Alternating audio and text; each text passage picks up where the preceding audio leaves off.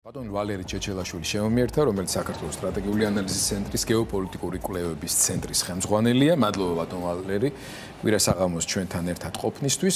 დროების მაყურებელს ბევრი რამ აინტერესებს, მაგრამ ფოკუსი მაინც პირველ რიგში ირანია. ჩვენ გრენლანდიაზეც მოვასწრებთ საუბარს და ასევე თქვენი აზრი მაინტერესებს იმაზე, დავოსში რო უბრალოდ კი არ ვართ, არამედ საერთოდ რომ არც მიგვიწვიეს, მაგრამ დავიწყოთ ირანით, აი რა ვითარება არის ამ მომენტისთვის. თითქოს აი ამ შოკის შემდეგ იყო რაღაცა პატარა პაუზა, აშკარად შეიმჩნეოდა რომ დასავლეთი თავისი პოზიციის ფორმირების ეტაპზე იყო, მოსადის ხელმძღვანელი ვაშინგტონში იმყოფებოდა, ეს არც დაუმალავთ, დასავლელ პარტნიორებთან მოლაპარაკებების ინტენსიური ფაზა გაიარა თუ არა მიმდინარეობს და რეგიონში შეერთებული შტატების მოკავშირეებთან ინტენსიური კომუნიკაცია მიმდინარეობს და ახლა ვხედავთ აი ბოლო 1-2 დღის განმავლობაში რიტორიკის დონეზე კვლავ როგორ იძაბება დამოკიდებულება, ხო, ჯერ ხამენეის ძალიან მკაცრი შეფასებები ტრამპთან მიმართებაში და ახლა უკვე ტრამპის საკმაოდ ესეთი მკაფიო ხისტი მოლოდინი, რომელშიც ხამენეის ადგილი ირანის მმართველობაში აღარ არის. როგორ ხედავთ თელს ამ სურათს და პერსპექტივას? რაღაც პერიოდის წინ ჩანდა თითქოს ირანის დღევანდელმა ხელისუფლებამ მოახდინა რაღაც ვითარების კონტროლის ქვეშ აღება და თითქოს რაღაც პაუზა მიიღო, მაგრამ მე ვფიქრობ, რომ მაინც და მაინც წიგნიერ პოლიტიკას ვერ ატარებენ და ჯერუნად ვერ აფასებენ ტრამპის მზადყოფნას, აიმისოთ, რომ ის ჩაერიოს რეალურად მოვლენების განვითარებაში. ეხლა აქ რეალურად არის ორი მთავარი გარემოთამაშე, ფარული მოთამაშე ისრაელი და ღია მოთამაშე ამერიკის შეერთებული შტატები, რაც სრულებითაც ანიშნავს იმას, რომ კარგად შეთანხმებული, სინქრონიზებული პოლიტიკა არ აქვს ამ ორ მოთამაშეს ირანთან მიმართებაში. უფრო მეტიც, მე ვფიქრობ, რომ ეს პოლიტიკა კარგად არის შეთანხმებული ამერიკელების მიერ ევროპასთან და ნატოსთან ზოგადად, ასევე ევროკავშირთან.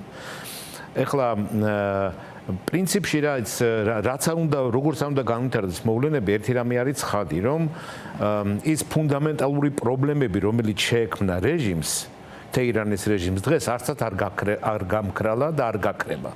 ხო, იმიტომ რომ 47 წლის მმართველობის განმავლობაში დაადასტურა ამ რეჟიმმა, რომ მას არ ძალუძ სამი თავარი ამოცანის გადაწყვეტა, რისი ვალდებულებაც აქვს ნებისმიერ სახელმწიფოს. ეს არის საკუთარი საზოგადოებისთვის უსაფრთხოების, კეთილდღეობის და განვითარების პერსპექტივების უზრუნველყოფა. უსაფრთხოება გასაგებია, რომ პრაქტიკულად დაცემულია, ეს ომი როგორც ამბიციების ნაწილში, ანუ რეგიონში დაკარგა ყველა პოზიცია, ანუ პრინციპში ვერ შეიძლებოდა ასევე თავისი ქვეყნის ტერიტორიაზე, მაგრამ გიორგი, მე მინდა გაგახსენო, რომ აი როდესაც მოხდა რევოლუცია, აიატოლების რევოლუცია 79-ში, ორი მთავარი მტერი გამოაცხადა, ასე ვთქვათ, ისლამურმა ირანმა, ხო?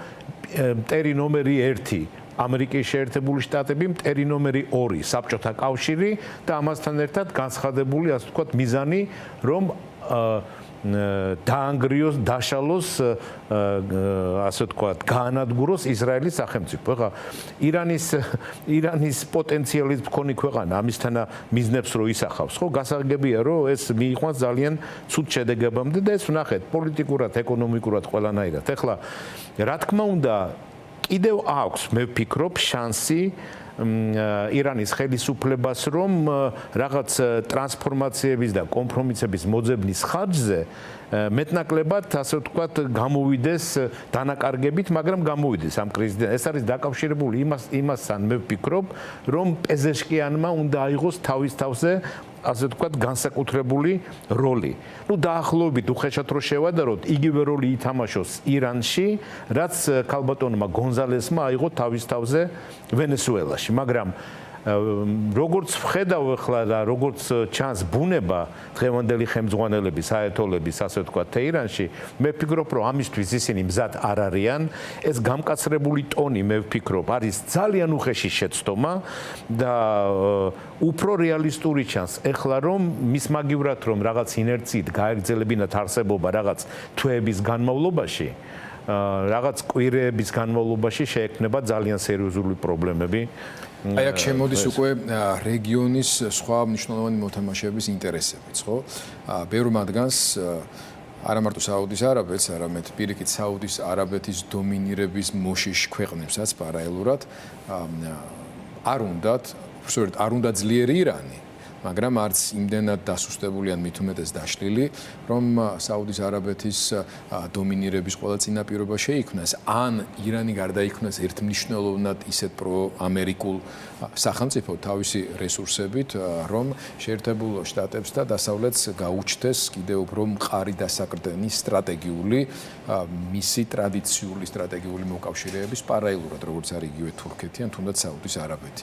მოკლედ ძალიან ჩახლართული არის თვლიანად ეს რეგიონი ამ თვალსაზრისით, მაგრამ ერთიც ფაქტია, რომ არსებულ რეჟიმს ამ გარემოებებში უბრალოდ ვერ შეინარჩუნებენ. აი, სადაც ვიცე-პრეზიდენტი ჯეი დი ვენსი გახდა იძულებული მხარი დაეჭერა უკვე აქტიური სამხედრო მოქმედებებისათვის, რომელიც გამოკვეთილი იზოლაციონისტია და აღმოსავლეთ ნახევარსფეროში საერთოდ რაიმე ტიპის ამ ტიპის აქტივობების კატეგორიული წინააღმდეგი ტრამპის ავტორიტეტი დგება, შეერთებული შტატების რეპუტაცია დგება, სერიოზული დარტყმის ქვეშ. ანუ ის, რაზე კაპიტალიზაციაცაც შეერთებული შტატები აქტიურად ახერხებს ვენესუელას წარმატებული ოპერაციის შემდეგ, ეს ყველაფერი შეიძლება წყალს ჩაიღაროს. ამიტომ ალბათობა და მოლოდინი არსებობს, ისე განვითარდეს მოვლენები, როგორც თქვენ საუბრობთ, მაგრამ ხომ არ მიცა თავ ტრამპმა შანსი აი ამ რეგიონის ქვეყნებს განახორციელონ აქტიური ზეწოლა ირანის მოქმედ რეჟიმზე, რომ ზუსტად მაგ მოდელი და სისტემით განვითარდეს მოვლენები და თუ არა, მაშინ ისინიც კი იძულებულები გახდებიან შეერთებულ შტატებს მწვანე აუმთრონ. ხო, აი ზუსტად ამაზეც განვითარება მინდა ახლა, იმიტომ რომ ჩანს ისე რომ თვითონ ტრამპმა აიღო რაღაც ტაქტიკური პაუზა, ვინაიდან სწორედ ჩამოთვალეთ თქვენ მთელ ამ ქვეყნებს თურქეთის ჩათვლით, სხვათა შორის აზერბაიჯანის ჩათვლითაც ნამდვილად არ აძლევთ ხელს ის რომ ასე ვთქვათ არეულობა მოხდეს ირანში. არავინ არ იცის თან რითი დამთავრდება ეს ყოველივე, იმიტომ რომ ძალა, რომელიც აიღებს პასუხისმგებლობა საკუთარ თავზე, ასეთი ოპოზიციური პოლიტიკური ძალა ორგანიზებული და სტრუქტურული არ ჩანს, კარგად სტრუქტურირებული. ამიტომ ის აქტივობები, რომელსაც ჩვენ თვალს ვადევნებთ, დიპლომატიური ამერიკის შეერთებული შტატების და მათი კონტაქტები ამ ჩამოთვლილ ყველა ქვეყნებთან, ისრაელთანაც მათ შორის, ხო, მაღალ და საინტერესო დონეზე, ნიშნავს მე ვფიქრობ იმას, რომ ეს პაუზა, ასე ვთქვათ, შესთავაზა ტრამპმა ამ ქვეყნებს საიმისოთ, რომ რაღაც ზემოქმედება მომხდარიყო ირანზე და შესაბამისად ამ ტრანსფორმაციის, რბილი ტრანსფორმაციის გეგმა გამომუშავებულიყო, მაგრამ როგორც ჩანს, აიატოლების ხელისუფლება ამ ცდელობებს ნამდვილად არიღებს კონსტრუქციულად. ანუ შეიძლება იმიტომაც ხომ არა, რომ რეჟიმი მეტნაკლებად იმაში მაინც არის დარწმუნებული, რომ სახმელეთო ოპერაციის დაწყების შემთხვევაში შეძლებს სათანადო წინააღმდეგობის გაწევას და შესაბამისი мотиваციაც რესურსიც ინფრასტრუქტურულად ამ ეტაპზე ყოფნის.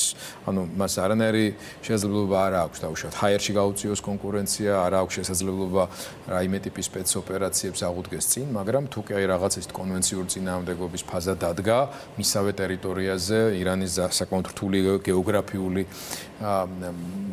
მოცემულობის გათვალისწინებით, ამას ხო არ ფიქრობს.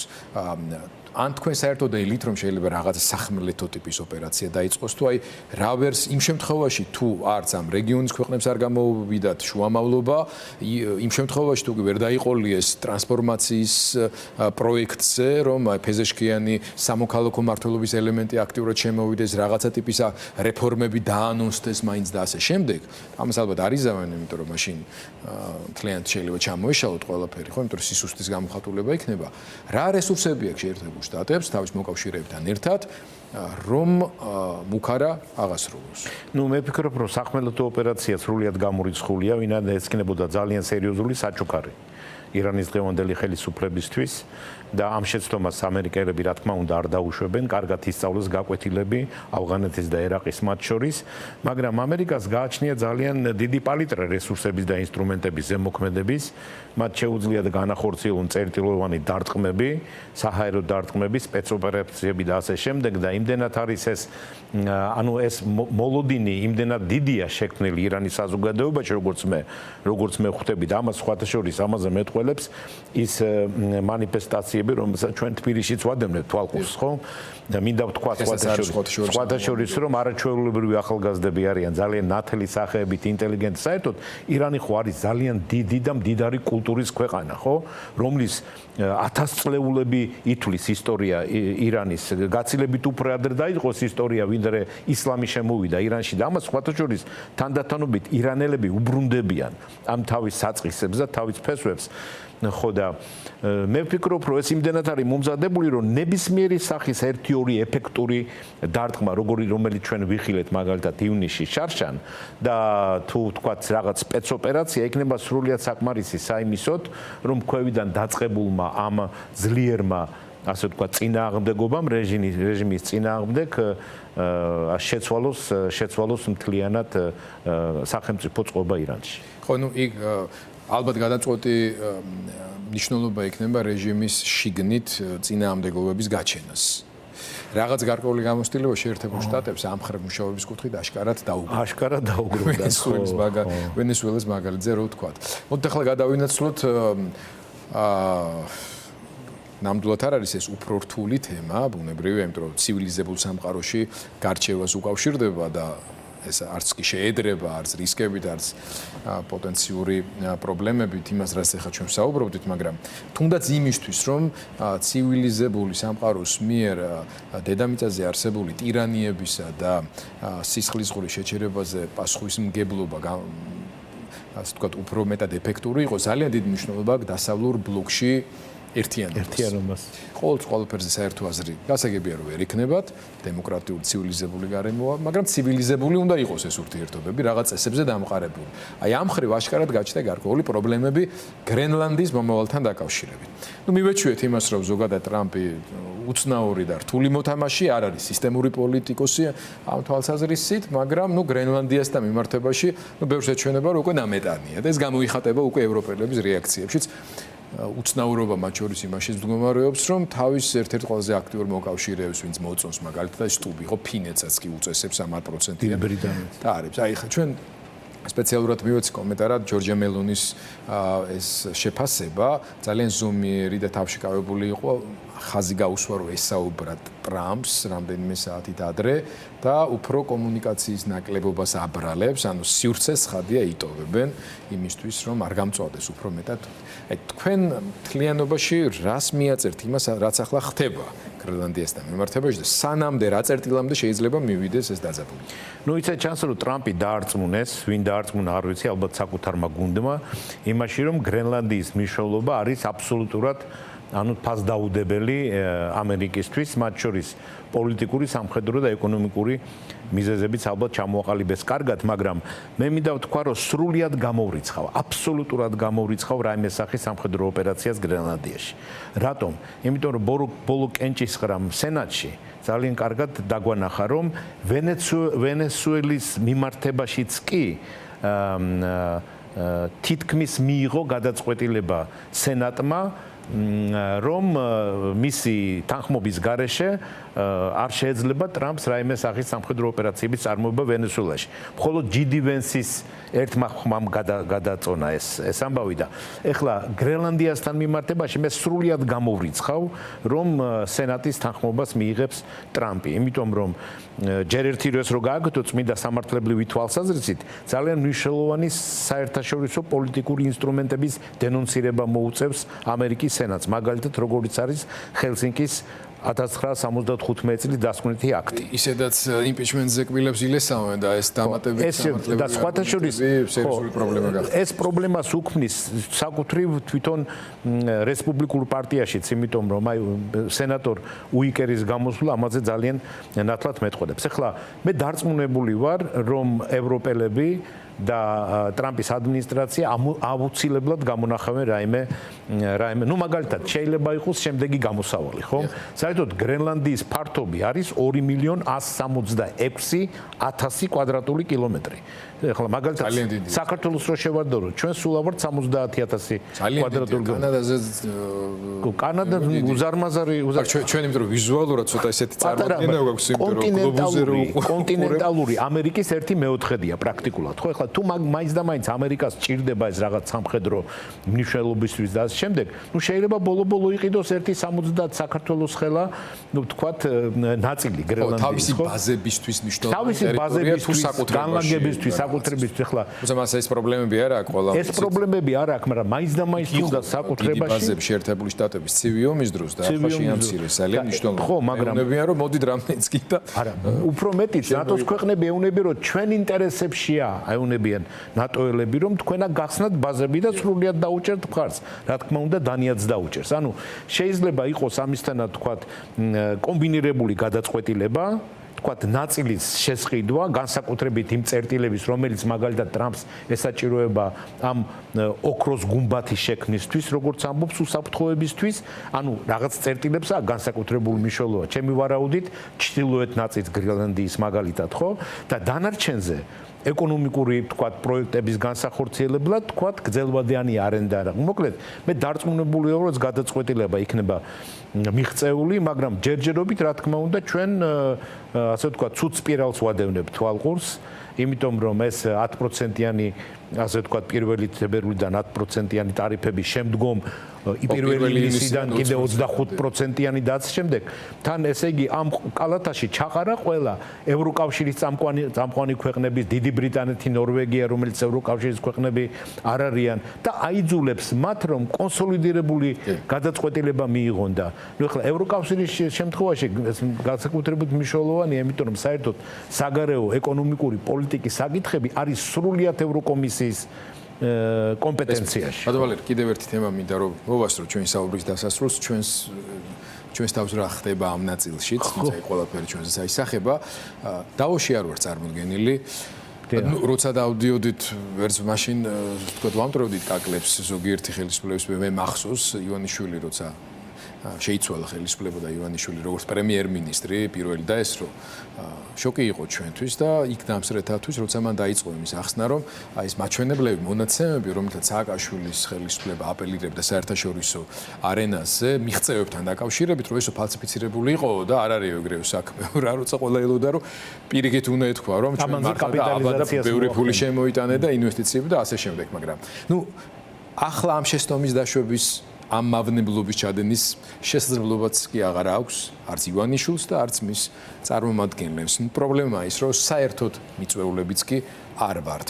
რატომ არ ვართ? ან რა უნდა გაგვეკეთებინა საიმისოდ, რომ მიწვეულები მაინც ყოფილიყო. ნუ რატომ არ ვართ ეს სრულიად გასაგებია, იმიტომ რომ ესე იგი ქართული ოცნება ხასიათდება მკაცრად ანტიევროპული ასე ვთქვათ ნარატივებით და ნუ იმისთანა ბრალდებებით, რომელზეც საერთოდ სერიოზულად ევროპელები არც კი პასუხობენ, არ თვლიან საჭიროდ, რომ ამ დიალოგში შემოვიდნენ ქართულ ოცნებასთან, მაგრამ ნუ რაც ბატონმა ირაკლი კობახიძემ გააჟღერა აბუ-დაბიში, გაცილებით უფრო მნიშვნელოვანი იყო ამ მესეჯების გააჟღერება სადღაც ევროპაში, მათ შორის დავოსში და თუ მაგალითად ამის მიზანი იყო მე დარწმუნებული ვარ, რომ ნებისმიერი მეტნაკლებად კვალიფიცირებული დიპლომატი მოახერხებდა იმას, იქ მომუშავე შვეიცარიაში, რომ დავოსის ორგანიზატორებს მიეწვიათ საქართველოს დელეგაცია იქ.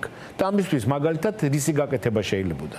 ნუ პირველი ის რომ ბატონი ირაკლი კობახიძე აპირებს თავისი ამ ფუნდამენტალური თეზისის, რომელიც გააჟღერა აბუ-დაბიში. იმის გაგზავნა ყველას არ აქვს და. ხო, რომ ჩვენი მთავარი პოლიტიკური პრიორიტეტი არის ევროკავშირში გაწევრიანება და ჩვენ მივდევთ, ესე იგი ამ ჩვენ მიზანს მივყვებით ამ ჩვენ გეგმას, ხომ?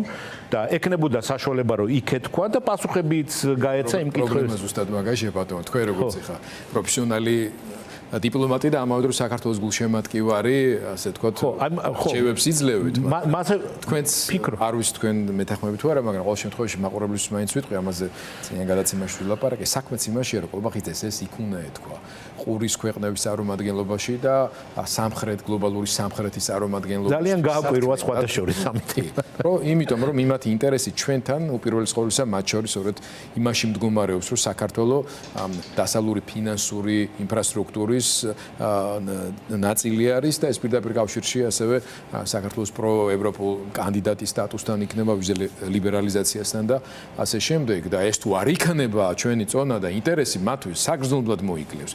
მაგრამ ამის ლაპარაკი მას არ უნდა არს თავისი აუდიტორიასთან, იმიტომ რომ დავცინებთ ელემენტარულად არავის აღარ ჯერა მაგის, როდესაც გერმანიის ელჩს ამ დღეებში ისეთ უტიფარ სკანდალს უგორებენ, რომელიც სრულიად წარმოუდგენელია იმ გამოცდილების გათვალისწინებით, რაც მათ შორის ამ კაც ისედაც უკეთეს, ქუჩაში დევნეს, აგინეს, 1000 რამე დააბრალეს, მაგრამ ეხლა უკვე აბრალებენ, რომ სისხლის ღურას აწყობს თურმე ირანის მაგალითზე უნდა ამის გაკეთება საქართველოში და ასე შემდეგ, ხო? მათ არაფერი არ შეუცვლიათ და დავოშიც ამის სათქმელად ყოფნის დიდი ინტერესი ნამდვილად არ გააჩნიათ. ხო და ეს არის ალბათ მიზანი იმისა, რომ არც მცდელობა არ ყოფილა არანაირი, რომ იქ მომხდარიყო ბატონი ირაკლი ყობახიძე ან ნებისმიერი წარმომადგენელი დღევანდელი ხელისუფლების და ეს უბრალოდ ასე ვთქვათ გადაბრალება იმაზე, რომ ჩვენ არ დავგვპატიჟეს, ეს იმასაც ნიშნავს, რომ ჩვენ არაფერი არ გაგვიკეთებია საიმისოდ, რომ იქ დავეპატიჟეთ და შესაბამისად გამოდის, რომ არც სათქმელი არ ქონდა მაინც და მაინც არაფერი სერიოზული იქ, მაგრამ ეხლა ეს არის ერთ-ერთი ცენტრი დავოსი, ხო, სადაც მიიღება ძალიან მნიშვნელოვანი გადაწყვეტილებები, სადაც ეძლევათ სახელმწიფოს მეთაურებს და მთავრობის მეთაურებს შესაძლებლობა, რომ მოახდინონ საკუთარი ქვეყნის კარგი გაგებით გაყიდვა საერთაშორისო არენაზე, ინვესტიციების მოზიდვა, ავტორიტეტის და რეპუტაციის გამყარება და ასე შემდეგ. და გარკვეული გაგებით პოლიტიკური წლის სტარტიც არის. ნუ ეხლა ეს მანქანის კონფერენციას ვერ შეედრება ამ ხრივ, მაგრამ ძალიან მნიშვნელოვანი. ამ ხრივ სხვათა შორის ჩვენ ველით ახვალ პრეზიდენტების ტრამპისა და ზელენსკის უკვე შეთანხმებული მემორანდუმის ხელმოწერა ძალიან ორ დოკუმენტზეა საუბარი. ორ დოკუმენტზე. ეს მიმდინარეობს როგორც ჩანს საბოლოო ფაზა, მიმდინარეობს უკრაინის დელეგაცია ჩასული ვიტკოვსა და კუშნერს ხვდებიან და მე უკვე ველით ამ ორი სპეცწარმომადგენლის ჩასვლას და სტუმრობას უკვე პუტინთან. უკვე მოსკოვში, მაგრამ ეს გავლენას იმ დოკუმენტებზე რომ ვერ მოახდენს.